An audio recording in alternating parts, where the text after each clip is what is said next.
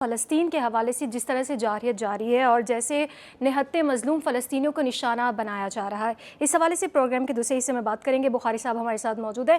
سر، آج جو ہے ہم نے دیکھا ہے کہ اسرائیلی فوج نے ایک ہی دن میں یمن، لبنان، شام اور غزہ پر حملے کیے اور 54 فلسطینیوں کو شہید کر دیا۔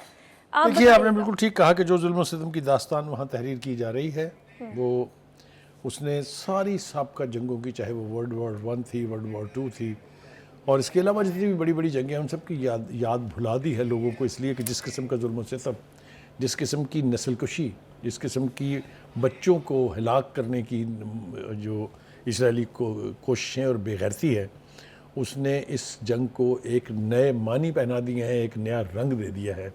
یہ کب ختم ہوگا یہ تو ابھی کہنا مشکل ہے، لیکن جو کچھ بھی وہ کر رہے ہیں آج کے حوالے سے، جو آپ نے کہا کہ 4 ملکوں کے اوپر انہیں حملے کیے ہیں، یہ اس لیے ہے کہ حوثیز جو ہیں وہ ان کی زندگی تنگ کیے ہوئے ہیں۔ حوثی چھوٹی سی قوم یمن میں رہتے ہیں، ایک حصے میں رہتے ہیں، یمن کے پورے میں بھی نہیں ہے۔ انہوں نے وہ جو کوریڈور ہے جہاں سے اسرائیل کے لیے تجارت کا روٹ ہے، وہاں جتنے بھی بحری جہاز، جو جنگی جہاز ہیں، ان کا ناطقہ بند کیا ہوا ہے، اس راستے کو اس نے بلاکڈ کیا ہوا ہے۔ تو اس لیے ان کے اوپر امریکہ اور اسرائیل مل کے چڑھائی کرتے ہیں ہر روز، ان کے علاقوں، ان کے شہری علاقوں کو نشانہ بنا رہے ہیں اور بمبنگ جو ہے وہ کر رہے ہیں۔ صاحب، ایک جو نیا منصوبہ کہا جا رہا ہے کہ اسرائیل کی جانب سے بنایا گیا، غزہ کی 20 لاکھ افراد کی جبری منتقلی کی تیاری جاری ہے۔ دیکھیے، نیتن یاہو کی جو کمیونگی ہے اس کی آخری حد یہ ہے کہ وہ چاہتا ہے کہ غزہ کے اوپر مکمل قبضہ کر کے یہاں سے فلسطینیوں کو نکال دیا جائے، ان کا یعنی نیست و نابود کر دیا جائے ان کو۔ یہ خواب شرمندہ تعبیر ہوگا یا نہیں ہوگا، کیونکہ فلسطینی قوم جب تک زندہ ہے وہ اپنے ایک ایک انچ کی حفاظت کے لیے اپنی جانوں کے نذرانے دے بھی رہے ہیں اور دیتے بھی رہیں گے۔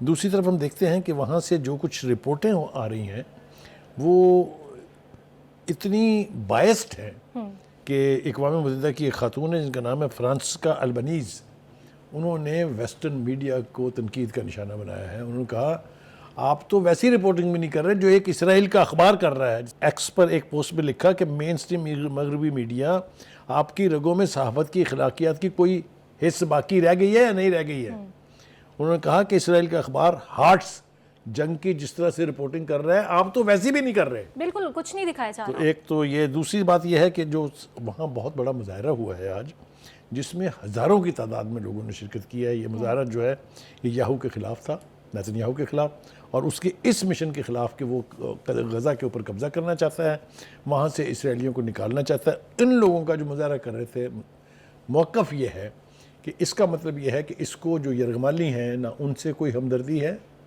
نہ یہ یہاں خونریزی بند کرنا چاہتا ہے، اس لیے انہوں نے اتنا شدید قسم کا جو احتجاج ہے وہ وہاں پر کیا ہے۔ بخاری صاحب، یہ جو اسرائیل کا حماس کو الٹیمیٹم دیا گیا ہے کہ ٹرمپ کی آمد تک معاہدہ کر لیں ورنہ نئی کوئی کارروائی کی جائے گی۔ دیکھیے، اس طرح کی دھمکیاں تو بہت دی ہیں اسرائیل نے، ایران کو بے پناہ دھمکیاں دی، ہم یہ کر دیں گے، ہم وہ کر دیں گے۔ وہ تو ہے نا کہ ان کا بھی ایٹیچیوڈ اب یہی ہے، کم گیٹس، آئیں جو کرنا ہے کر لیں۔ تو ایران کے حوالے سے بھی جو گفتگو ہم سن رہے ہیں اس کا بھی دندہ شکن جواب جو ہے وہاں کی ایرانین لیڈرشپ نے دیا ہے۔ اور دوسری ایک اور اہم بات جو ہے وہ یہ ہے کہ ٹرمپ صاحب اب چونکہ مشرق وسطیٰ کے 4 ممالک کے دورے پر آ رہے ہیں، تو اسرائیل نے اپنی دھمکی میں یہ بھی شامل کیا ہے کہ اس کے آنے سے پہلے جو کرنا ہے کر لیں، یعنی جو ہماری بات ماننی ہے آپ نے مان لیں۔ میرا نہیں خیال کہ دھمکی کارگر ہونے جا رہی ہے، کوئی سوال ہی پیدا نہیں ہوتا۔ اس سے زیادہ کیا کر سکتا ہے وہ؟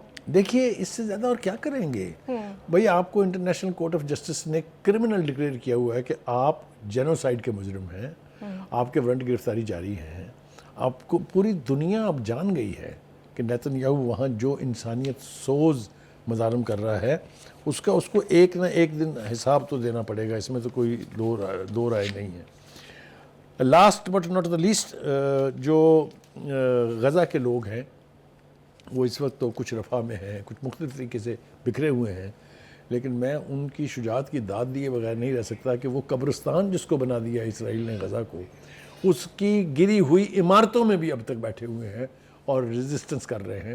کل بھی ہم نے دیکھا کہ ایک سینئر اسرائیلی فوجی افسر اور ایک اس کا ساتھی جو ہے 2 ہلاک ہوئے ایک دھماکے میں۔ تو یہ وقتی فتح آپ کہہ سکتے ہیں یا وقتی ایڈوانٹیج کہہ سکتے ہیں کہ نیتن یاہو کو مل گئی ہے، لیکن اس کا یہ ہرگز مطلب نہیں ہے۔ لیکن جو کامیابی آپ حاصل کرنا چاہتے تھے وہ بالکل کامیابی ابھی تک حاصل نہیں کر سکے۔ واپس آئیں گے بریک کے بعد۔